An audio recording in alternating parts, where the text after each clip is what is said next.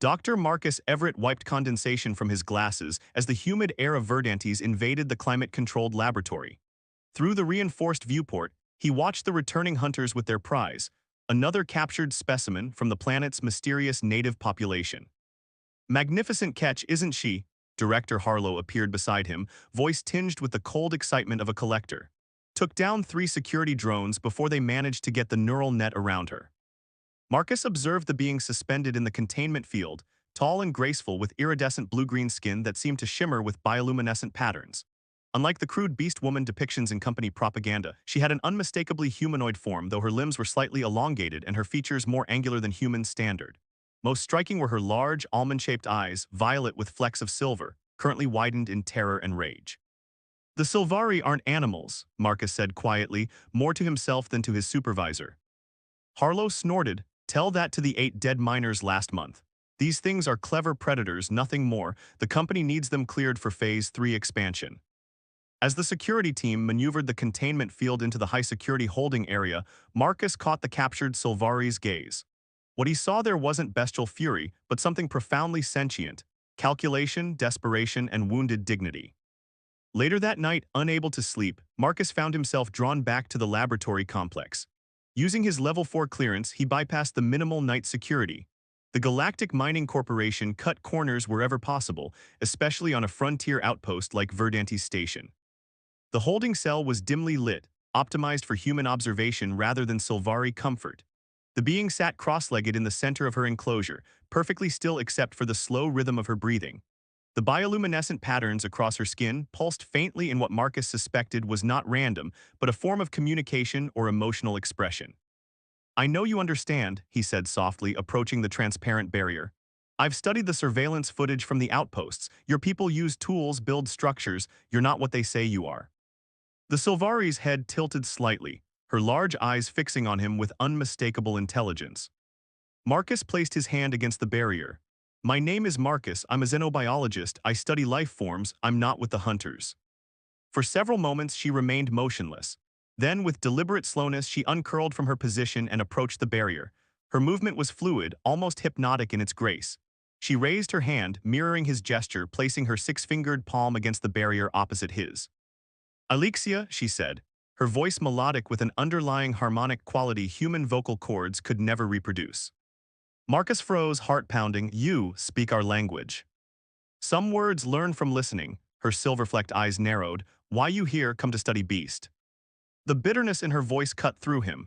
No, I came because this is wrong. They don't see what I see. What you see? There was suspicion in her voice, but also desperate curiosity. A person, Marcus replied simply. Someone who doesn't deserve to be in a cage. Alexia's bioluminescent patterns flared briefly, surprise perhaps, or emotion too alien for him to read. Others come take samples, blood, skin. She gestured to several small, healing wounds on her arms. Talk about me, not to me. Marcus felt shame burning in his chest. I'm sorry, the company sees your people as obstacles, not as people. What company wants? Resources, minerals in the Eastern Territories, biological compounds from the forests. He hesitated. They plan to relocate your species to a reservation in the Northern Hemisphere. Not relocate, Alexia said with sudden intensity. Exterminate, we know truth. A security alert flashed on the wall panel, the midnight patrol approaching. Marcus moved toward the exit. I'll come back tomorrow. I want to help, but I need to understand more. Why help? Alexia asked, her voice both challenging and vulnerable. Why one human care when others do not? Marcus paused at the door. Because being human isn't about what species you belong to. It's about seeing past differences to recognize another soul. As he slipped out into the corridor, evading the patrol, Marcus already knew he had crossed a line from which there would be no return. In Alexia's eyes, he had glimpsed not only intelligence but wisdom, perhaps even a perspective humanity desperately needed. The corporation had brought him to Verdantes to categorize and analyze alien biology, not to question company policy or planetary ethics. Yet something fundamental had shifted inside him. The boundary between professional duty and moral obligation had dissolved the moment Alexia had spoken his language and looked at him not as predator or prey, but as an equal. By morning, Marcus had already begun formulating a dangerous plan. For 3 nights, Marcus returned to Alexia's holding cell during the security system's automated reset period, a flaw he'd discovered during his first year on Verdantes. Each visit expanded his understanding of her world. My people are Kursilvari, Alexia explained, tracing patterns in the air that her bioluminescent skin mimicked. We guard the great web of life. The minerals your kind harvests are not dead things, they are nodes in a living network. Marcus recorded their conversations with a personal datapad, transfixed. You're saying the entire planet is a single interconnected organism. Not one being but one system.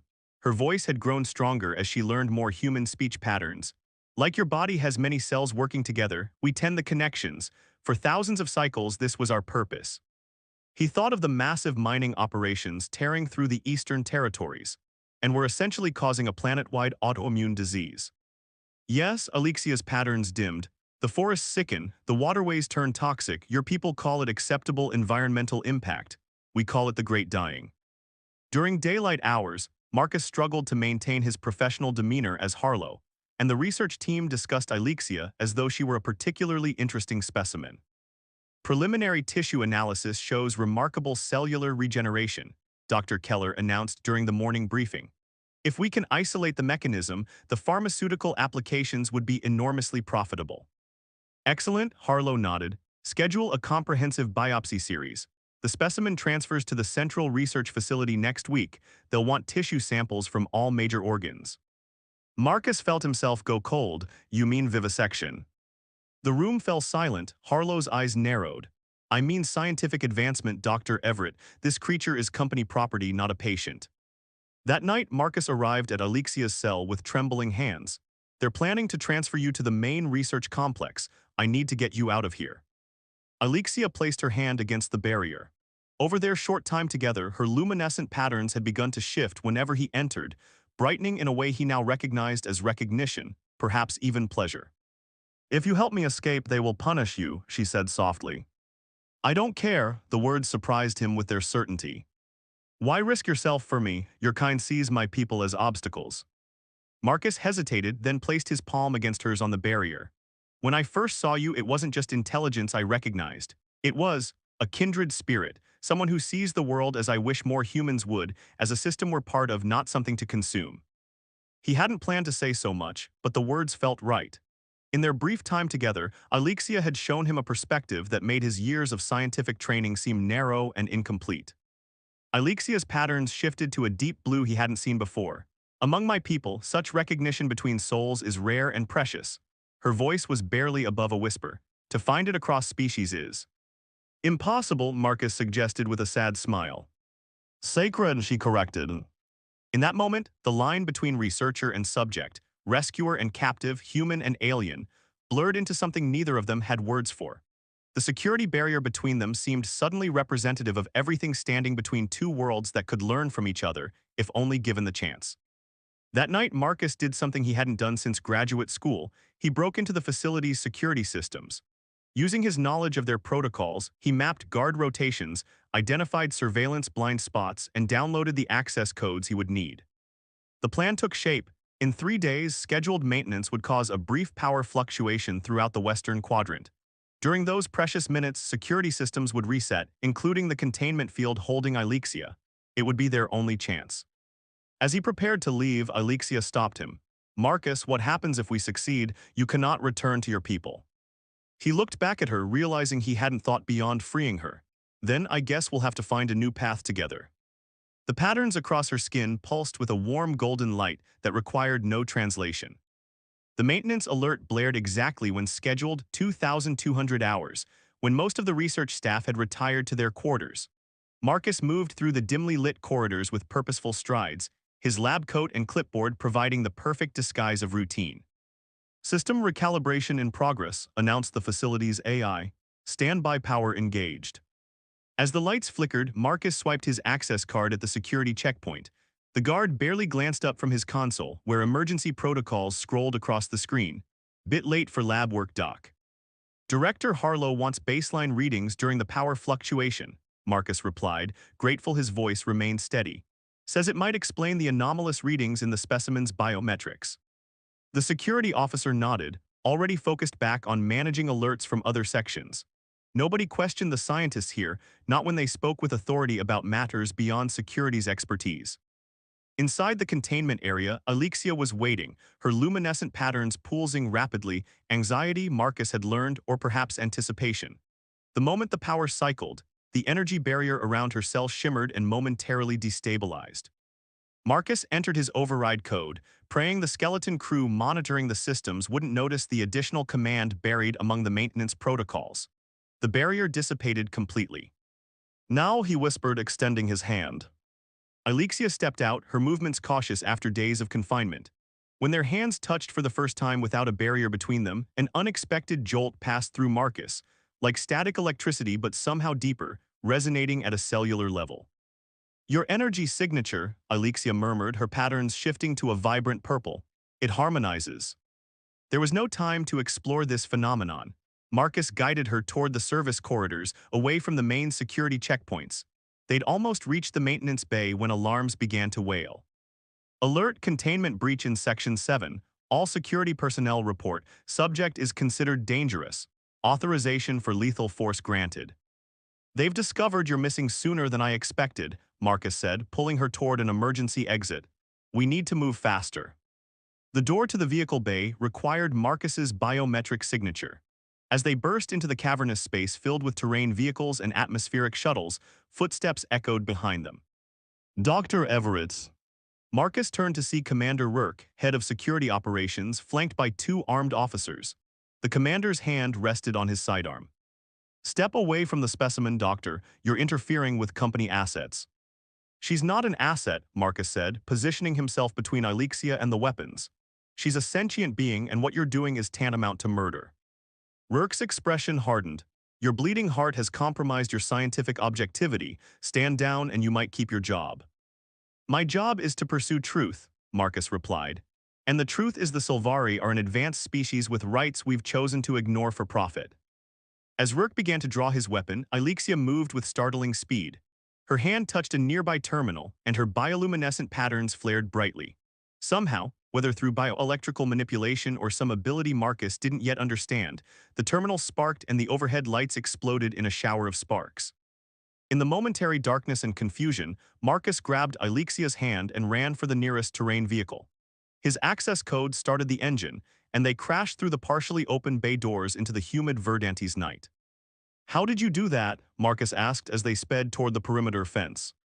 My people communicate with electrical systems, Alexia explained, her voice strained. Your technology is crude but responsive. Behind them, alarm lights bathed the compound in crimson. Security vehicles were already mobilizing. They abandoned the terrain vehicle at the edge of the dense alien forest where the perimeter sensors ended. As they plunged into the undergrowth, Marcus realized how ill-prepared he was for survival on Verdantes. The air was thick with unfamiliar spores, the vegetation pulsed with activity, and distant cries of native fauna echoed through the canopy. I know the way, Alexia assured him, now moving with renewed confidence in her native environment. Her skin glowed softly, providing just enough light to illuminate the path. My village lies 3 days' journey beyond the ridge. When they paused to rest near a luminescent stream, Alexia gently touched a cut on Marcus's forehead from their hasty flight. You have sacrificed everything, she said, her voice carrying an emotion that transcended the differences in their vocal structures. Not everything, Marcus replied, reaching up to hold her hand against his face. I found something more important. Under the alien stars, with corporate floodlights searching the perimeter behind them and unknown dangers ahead, they shared a moment of connection that defied categorization. Neither fully human nor Sylvari, but something uniquely their own. The Sylvari village emerged from the forest like an organic extension of the canopy, structures of living wood and bioluminescent fungi that pulsed in harmonic patterns. As Marcus followed Alexia into the settlement, the ambient glow of the inhabitants dimmed in collective shock. Alexia returns, announced a tall male Sylvari with elaborate silver markings, but she brings one of the destroyers. Dozens of Sylvari surrounded them, their luminescent patterns flashing in what Marcus recognized as alarm and anger. Children were hurried away. Warriors stepped forward with weapons crafted from materials that seemed to shift between solid and liquid states. He is not a destroyer, Alexia explained in their melodic language which Marcus now partially understood. He freed me from captivity, he stands against his own kind. An elderly female approached, her once bright patterns now subtle and complex. Let the human speak, I would hear his voice. Marcus bowed his head respectfully.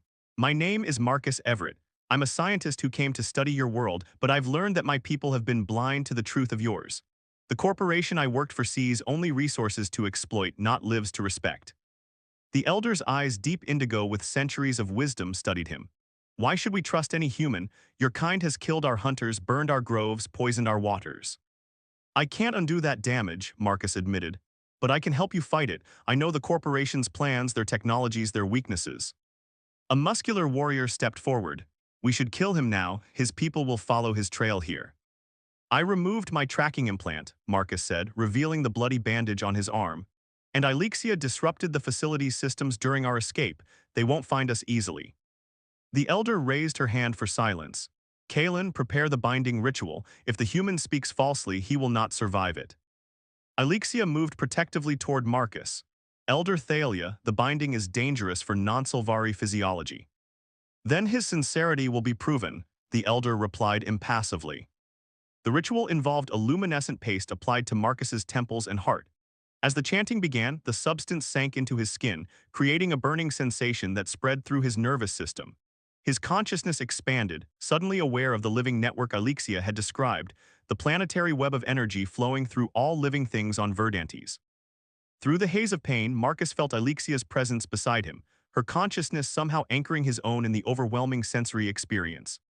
Images flowed between them, his childhood on Earth's last green continent, her adolescence learning the sacred patterns of forest tending, his graduate studies in xenobiology, her initiation as a guardian of the western groves. When he collapsed, gasping, the ritual complete, Elder Thalia spoke. The human's heart is true, though his knowledge is incomplete. He may remain. In the days that followed, Marcus's status shifted from suspicious outsider to cautious ally. Recovering in a dwelling grown from living vines, he documented the true extent of the corporation's damage, sacred groves destroyed, healing springs contaminated with industrial runoff, ancient connector trees felled for their mineral-rich cores. Alexia visited daily, teaching him more of her language and culture. With each conversation, the boundary between mentor and student, rescuer and rescued, blurred further. Your wounds heal slowly, she observed one evening, applying a bioluminescent salve to his arm. Human physiology is remarkably fragile. Yet we compensate with technology, Marcus replied with a wry smile. Not always wisely, as your world has discovered. Her fingers lingered on his skin. Not all human technology brings destruction. Your medical knowledge has already helped our healers adapt to the new diseases your people brought. In the soft glow of her bioluminescence, Marcus found himself transfixed by the intricate patterns shifting across her skin. Now recognizing them as expressions of complex emotions his human neurology could feel but not display. What are you thinking? He asked softly. That some connections transcend biological differences. Alexia's voice carried harmonics that resonated in his chest. The elders have a word for it, Coruscant souls that recognize each other across lifetimes. We have similar concepts, Marcus said, reaching out to trace a luminescent pattern on her wrist. Soul mates, kindred spirits. The touch sent cascades of light rippling across her skin. With gentle curiosity, she leaned forward and pressed her forehead to his, a Sylvari gesture of profound intimacy. Marcus felt a tingling connection, like the binding ritual but more focused, more personal. Two worlds, she whispered, meeting in two beings. Their lips met in a kiss that bridged species and cultures, hesitant at first, then with growing certainty. In that moment, despite the dangers still pursuing them, despite the uncertainty of their future, they found sanctuary in each other that no external force could breach. The early morning tranquility shattered as a young Sylvari scout burst into the village center. Human machines approach, many with weapons. Marcus and Alexia rushed from their shared dwelling to the gathering council. Elder Thalia's patterns pulsed with grave concern as she addressed the assembled Sylvari.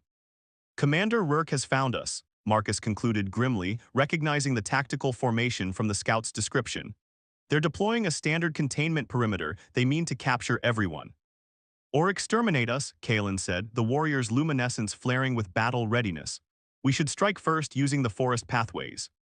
Direct confrontation would be slaughter, Marcus countered. Their weapons are designed for this environment now. They've adapted since your last encounters. Alexia's hand found his, their fingers intertwining, 5 human digits with her 6 Sylvari ones, a physical manifestation of their bridge between worlds. Then we must adapt as well. Marcus, could we demonstrate the connectivity, show them what they're truly destroying? For a moment Marcus didn't understand, then realization dawned. The mineral deposits they're mining. They're not just resources, they're neural nodes in the planetary network. If we could prove that harming the system reduces the very yield thereafter. Economic arguments may sway your kind where ethical ones fail, Elder Thalia observed with ancient wisdom. Working through the night, Marcus combined his scientific equipment with Silvari biotech to create a demonstration that even the most profit-focused executive couldn't ignore. As dawn broke, instead of fleeing deeper into the forest, the village prepared to make a stand. When Rourke's forces surrounded the village, they found not cowering natives but a unified front, Silvari and a single human waiting in the central clearing. Dr. Everett, Rourke called through his amplified suit speakers, you're charged with corporate espionage, theft of company property, and native collaboration. Surrender the specimen and yourself for processing. Marcus stepped forward. Before you open fire, Commander, there's something your employers need to see. He activated the device they'd constructed. Holographic projections illuminated the clearing, showing real-time data of the planet's interconnected systems, the mineral formations growing along energy pathways, the symbiotic relationship between Silvari tending practices and resource regeneration. Every node you destroy reduces future yield by 60%, Marcus explained. The Silvari aren't obstacles to extraction, they're essential to sustainable harvesting. Your quarterly profits look impressive until you realize you're killing the golden goose. Rourke hesitated, his weapons team looking to him for orders. The corporation prides itself on long-term thinking, Marcus pressed. I'm offering a partnership that will yield resources for centuries instead of decades. The choice is simple economics. A tense silence followed, broken when Rourke's communicator chimed with an incoming transmission from corporate headquarters. Marcus and Alexia exchanged glances, their fate hanging in the balance of profit calculations. Finally, Rourke lowered his weapon. Headquarters wants a full presentation of your data, Doctor, there, intrigued by the sustainability implications. The weeks that followed brought cautious negotiations. While corporate greed hadn't transformed overnight into enlightened conservation, the profit motive proved sufficient to establish a tentative cooperation. A joint Human-Silvari Council began developing protocols for minimally invasive resource gathering that followed the natural rhythms of Verdantes.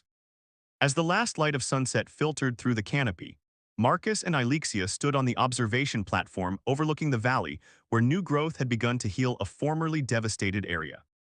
It's not a perfect solution, Marcus acknowledged, but it's a beginning. Alexia's patterns shimmered with hope tempered by realism. My people have a saying, the longest journey begins with two souls walking in the same direction. Marcus smiled, drawing her closer. On Earth, we say something similar, but I think I prefer your version. Her luminescence responded to his touch with patterns he now recognized intimately: love, desire, belonging. The connection between them had grown deeper than either could have imagined that first night at the research facility. Their bond had become something neither human nor Silvari culture had words for: a bridge between worlds, a promise of possibility. What happens now? Alexia asked, her head resting against his shoulder. Now, Marcus replied, we continue what we started, proving that different doesn't mean divided, that understanding can triumph over fear. As if in response, the forest around them illuminated with bioluminescent blooms, a rare natural phenomenon the Silvari considered a blessing. The light outlined their entwined figures, one born of Earth and one of Verdantes, no longer defined by those origins but by the choice to stand together. In that moment, beneath an alien sky growing bright with unfamiliar stars, they embodied a truth as old as both their worlds. That compassion is the true mark of intelligence, that love transcends biology, and that the courage to defy convention for what is right defines humanity far more than the planet of one's birth. Their kiss, silhouetted against the glowing forest, sealed a promise not just between two beings but between two futures, separate no longer but gloriously, hopefully intertwined.